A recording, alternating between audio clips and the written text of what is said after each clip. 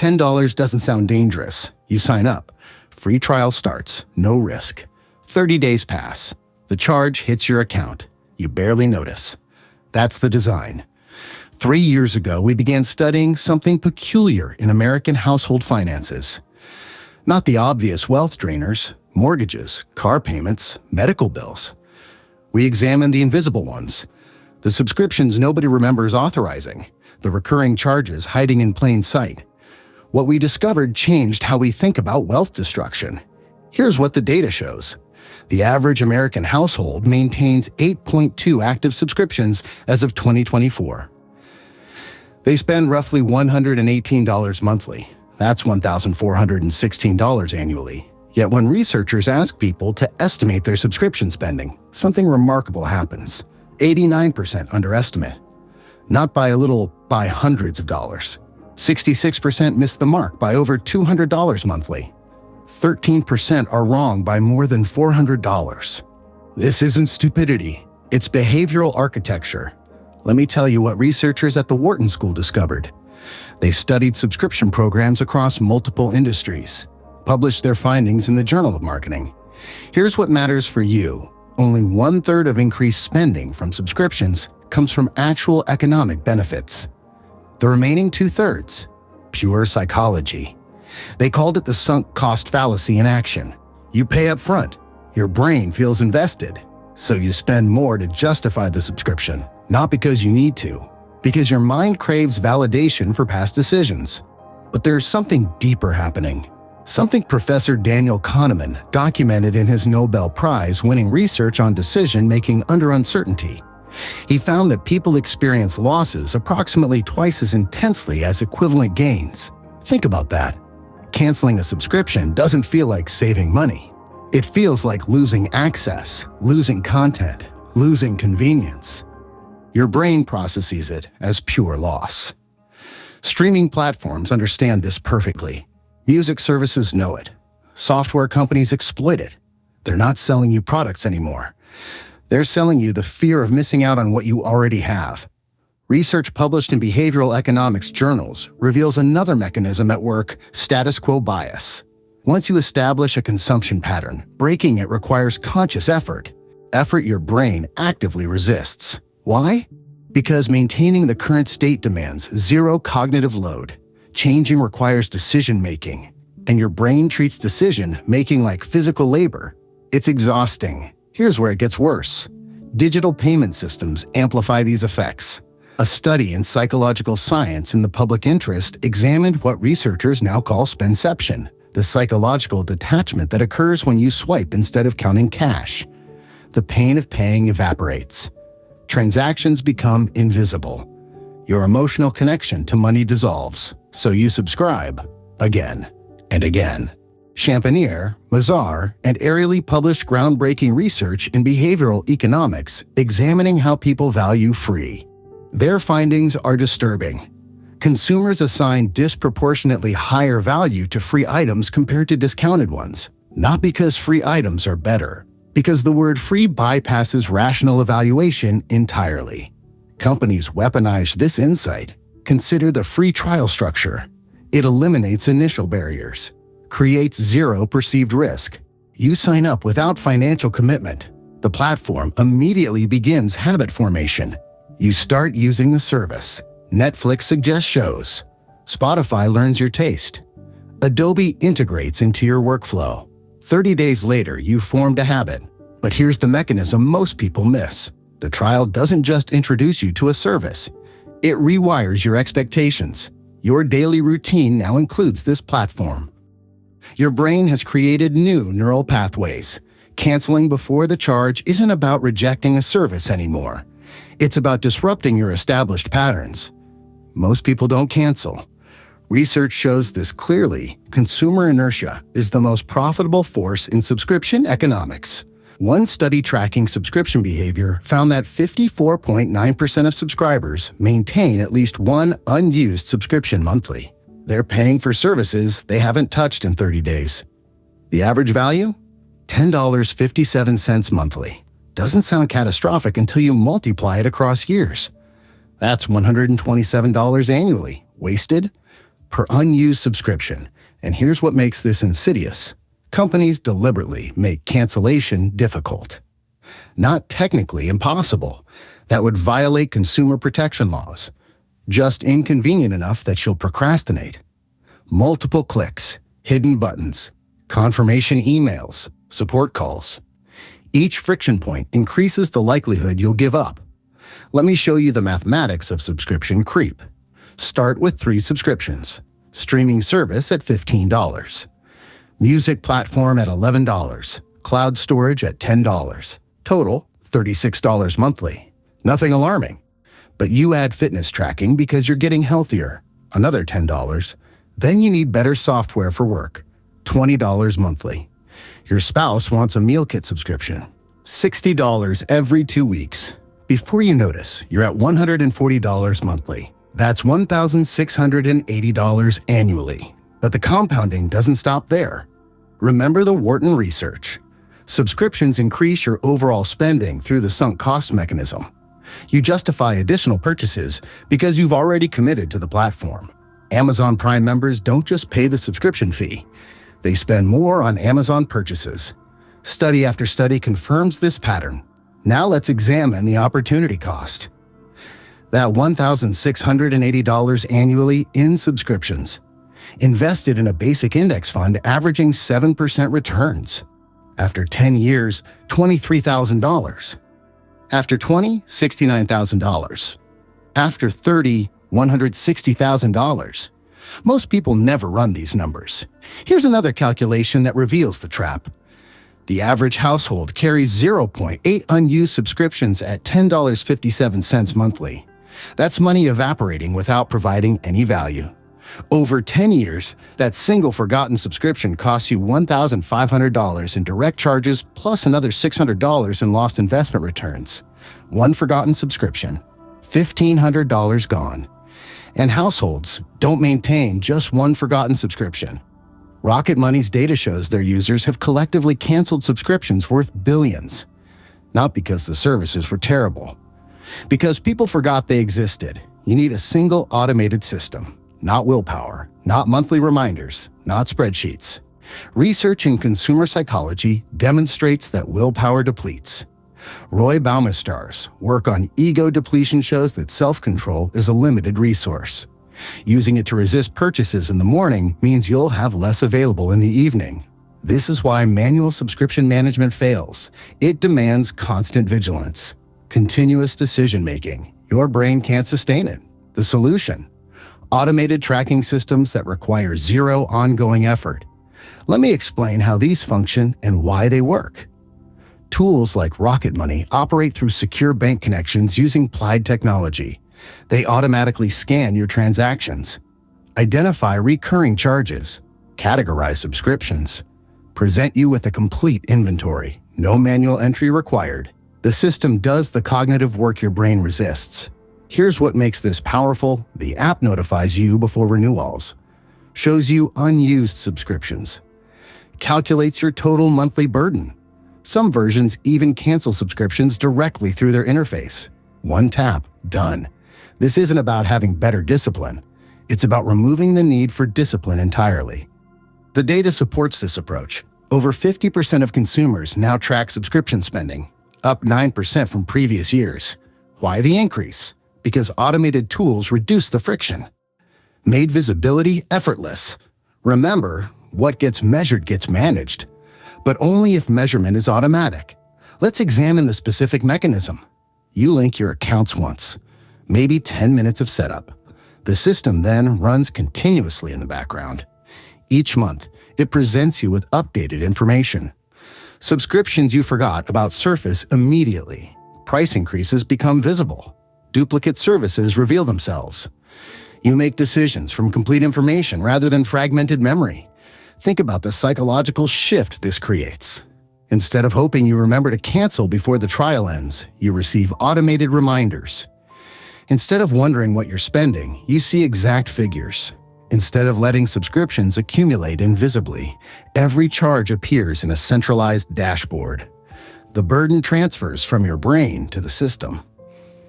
Now, here's the cost-benefit calculation. premium subscription management tools typically charge between $6 and $12 monthly. Let's say you pay $10. That's $120 annually. But if the tool helps you identify and cancel just 2 forgotten subscriptions at $10 each, you've saved $240. Net benefit? $120, plus the compound value over time. The mathematics work overwhelmingly in your favor.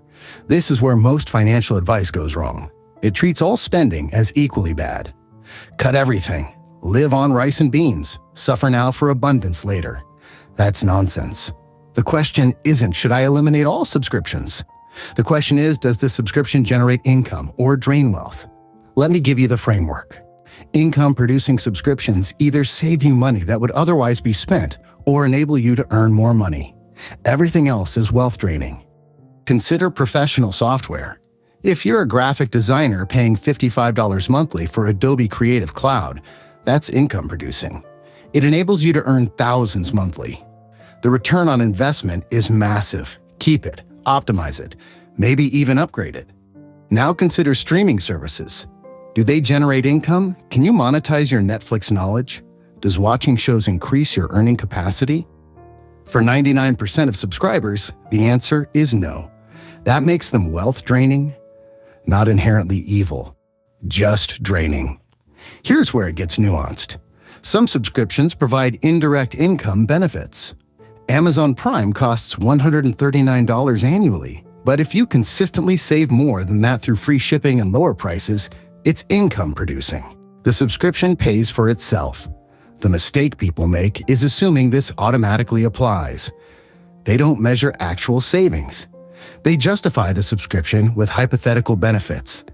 That's exactly how wealth drains without detection. Run the numbers. Track what you actually save. If Prime saves you $200 annually in shipping and product costs, keep it. If it saves you $50, cancel it. The mathematics must support the decision. Let me show you this framework in action. One household we studied maintained 11 active subscriptions. Total monthly cost, $170. We had them categorize each one. Income producing, business software $30, professional development platform $20. Wealth draining, 4 streaming services $60, meal kit $55, 3 fitness apps $25. They canceled everything in the wealth draining category except 1 streaming service for family use. New monthly cost, $65. Annual savings, $1,260. Over 10 years with basic investment returns. That's $17,000 in wealth they would have evaporated. $17,000. For watching shows they forgot about and subscribing to fitness apps they opened twice. But here's the critical insight. They didn't feel deprived. Why? Because they kept the income-producing subscriptions. Their earning capacity remained intact. Actually improved because they focused resources on tools that generate returns. This is the key distinction wealth builders understand. They're not cheap. They're selective. They spend heavily on income-producing assets and subscriptions. They eliminate ruthlessly in wealth-draining categories. Think about it differently. Every dollar spent on a wealth-draining subscription is a dollar that cannot compound, cannot grow, cannot generate future income. It's gone, consumed, vanished. Whereas dollars directed toward income-producing subscriptions or investments, they multiply over time, create returns, build wealth. You need one simple routine, monthly, 15 minutes, non-negotiable. Here's the protocol. First day of each month, open your subscription tracking app. Review the complete list. Ask yourself 3 questions about each subscription. 1. Did I use this in the past 30 days? 2. Does it produce income or enable income production? 3. If I didn't have this, would I pay to start it today? If the answer to all 3 is no, cancel immediately. Don't negotiate with yourself. Don't rationalize. Just cancel. The mathematics are clear. But here's what makes this routine powerful. Consistency matters more than perfection. Missing 1 month isn't catastrophic. But missing 6 months allows subscription creep to rebuild. The unused charges accumulate again. The psychology reasserts itself. Think of it like compound interest in reverse. Each month you skip the audit, the damage compounds. Unused subscriptions continue charging. New trials convert to paid memberships. Price increases go unnoticed.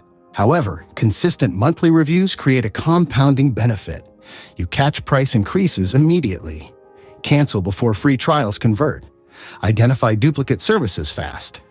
The wealth preservation compounds just like investments do. Let me show you the long-term impact. Household A audits monthly. Household B doesn't. Both start with the same income, same expenses, same subscriptions. After 1 year, Household A has identified and eliminated $600 in wasteful subscriptions. They invest that money. Household B maintains everything. After 10 years, Household A has $8,500 from invested savings. Household B has spent $6,000 on forgotten subscriptions and has zero to show for it. That's a $14,500 wealth gap from 15 minutes monthly. Now multiply that across every area where automation and monthly review could work. Utilities, insurance, phone plans. The compounding effect becomes massive, but there's a psychological benefit that's harder to measure. Each monthly audit reinforces intentional spending, strengthens the neural pathways of financial awareness, reduces the cognitive gap between perceived and actual expenses. Over time, this changes your relationship with money. You stop letting things happen to you financially. You start making deliberate choices. The shift from passive consumer to active wealth builder. That transformation is worth far more than the subscription savings alone. Here's what you do. Right now, not tomorrow. Step 1. Download a subscription tracking tool. Rocket Money, Truebill, Monarch Money. Pick one. Spend 10 minutes on setup. Link your accounts. Let the system scan your transactions. Step 2. Review the complete list. You'll be surprised. We guarantee it. You'll see subscriptions you forgot existed. Services you meant to cancel months ago. Trials that converted without your knowledge. Step 3. Apply the income-producing framework. Every subscription gets categorized. Income-producing stays. Wealth-draining goes. Be ruthless. Remember, every dollar you waste on forgotten subscriptions is a dollar that can't compound. Step 4. Calendar your monthly audit. Same day each month. First Monday. Payday. End of month. Whatever works. Just make it consistent. Set a recurring reminder. Treat it like a critical appointment. Step 5. Calculate your annual savings. Whatever you've just cut, multiply by 12.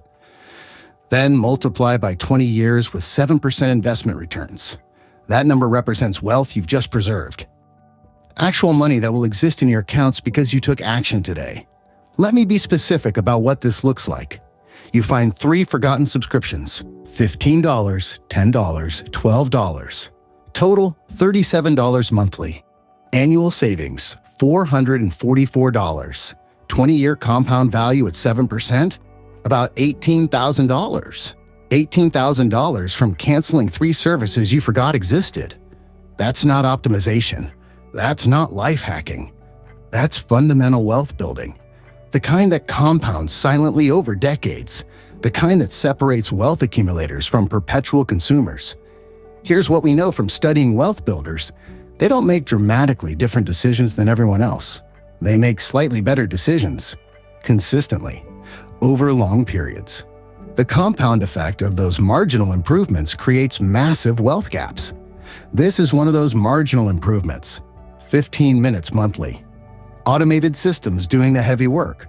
Ruthless elimination of wealth draining subscriptions. Consistent focus on income-producing assets. Simple. Not easy, but absolutely worth it. 25 years of research studying wealth accumulation has taught us something most people misunderstand. Wealth isn't about earning more, not primarily. It's about keeping more, spending less than you earn, directing the difference toward assets that compound. Subscriptions are the perfect example of this principle. They drain wealth invisibly, silently, continuously, month after month, year after year. The amount seems small, $10 here, $15 there. But the compound destruction over decades is massive. Remember the data. Average household, $1,416 annually on subscriptions. Portion going unused, $127. That's direct waste. But the real cost is the opportunity cost. What those dollars could have become if invested instead of consumed. Over 30 years, that unused $127 annually becomes $12,700 at 7% returns. The full $1,416 in subscriptions? If just half of it were redirected to investments, that's $60,000 in compound wealth. $60,000 from making better decisions about streaming services and forgotten gym memberships. This is how ordinary people build extraordinary wealth. Not through luck, not through inheritance, not through complex strategies, through consistent, disciplined choices about everyday expenses, through automation that removes the need for constant willpower, through monthly reviews that prevent drift. The subscription trap exists because companies understand behavioral psychology better than most consumers do. They've studied the research, built systems around loss aversion, exploited status quo bias, weaponized free trials, made cancellation deliberately inconvenient. Your defense isn't better willpower, it's better systems. Automated tracking, monthly audits, ruthless application of the income-producing framework. Decision-making based on data rather than emotion. Do this consistently, and something remarkable happens. The wealth gap between you and the average household starts widening. Not because you earned more, because you kept more. Because you directed money toward assets instead of subscriptions. Because you let compound interest work for you instead of against you. That's the real opportunity here. Not saving a few $100s annually. That's nice. But the real opportunity is shifting from consumption to accumulation, from passive to intentional, from letting money evaporate to building wealth deliberately. The $10 monthly trap isn't dangerous because of the amount. It's dangerous because it's invisible, painless, automatic. It bypasses your conscious awareness, drains wealth without triggering defensive responses. But once you see it clearly, once you have systems tracking it automatically, once you apply consistent monthly reviews, the trap becomes visible, escapable, reversible. That's when the compound effect starts working in your favor. When those hundreds of monthly dollars redirect toward investments. When years of small, consistent choices create massive wealth differences. When you become the person who builds assets instead of accumulating subscriptions. The research is clear. The mathematics work. The systems exist. The only question remaining is whether you'll implement them, whether you'll take the 15 minutes monthly, whether you'll choose accumulation over consumption. That choice determines everything. $10 still doesn't sound dangerous until you multiply it by forgotten subscriptions, by months, by years, by decades. Then it becomes $10,000 or $50,000 or more. Your move.